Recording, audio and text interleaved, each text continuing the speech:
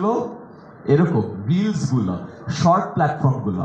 তার কারণ দেখলাম একটা খুব মজার জিনিস দেখেছি আমি রিসেন্টলি। একটা অ্যালগোরিদমে দেখা যায়, আমি এদিন টিকটকে আমার প্রোফাইলে দেখলাম যে একটা ভিডিওর নিচে শো মোর ডেটা নামে একটা সেকশন আছে। এটা কি আপনি কখনো খেয়াল করেছেন? হ্যাঁ, ওখানে ক্লিক করলে আপনাকে অনেকগুলো অ্যানালিটিক্স দেখায়। তার মধ্যে একটা অ্যানালিটিক্স খুব সুন্দর, যে ভিউয়ারশিপ যতজন আসছে কয়েক সেকেন্ড পর পর কত কমে। আমি দেখলাম ভালো ভিডিও, খারাপ ভিডিও, যেই ভিডিও হোক না কেন, শুরুর থেকে প্রতি সেকেন্ডে ধাপ ধাপ ধাপ ধাপ ধাপ ধাপ করে মানুষ কমে যায়। মিনিং কি, মানুষ যেই ভিডিও দেখছে ওই ভিডিওর খুব কম টাইম আপনার ভিডিও দেখতে পারে, রাইট?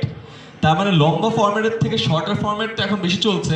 শর্টার ফরম্যাটে যে মানুষ আসলে 1 মিনিট দেখে সেটা কিন্তু সত্য না, আরো কম টাইম দেখে।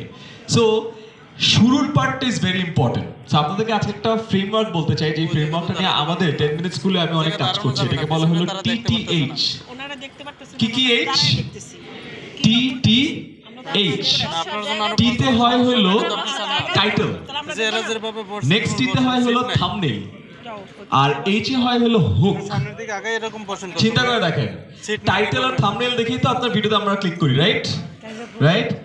সো আপনার জানেন যে ইউটিউবে যখন ভিডিওগুলো আসে খালি টাইটেল আর থাম্বনেল দেখা যায় না, এগুলোকে একটা ইমপ্রেশন বলে। ইমপ্রেশনের উপর আপনি যে ক্লিক করেন ওটাকে বলে CTR, click through rate. Usual YouTube video click through rate কত জানেন? Less than 5%। মানে কি, প্রতি 100 জন যদি আপনার টাইটেল আর থাম্বনেল দেখে, 5 জনেরও কম মানুষ ওখানে ক্লিক করে।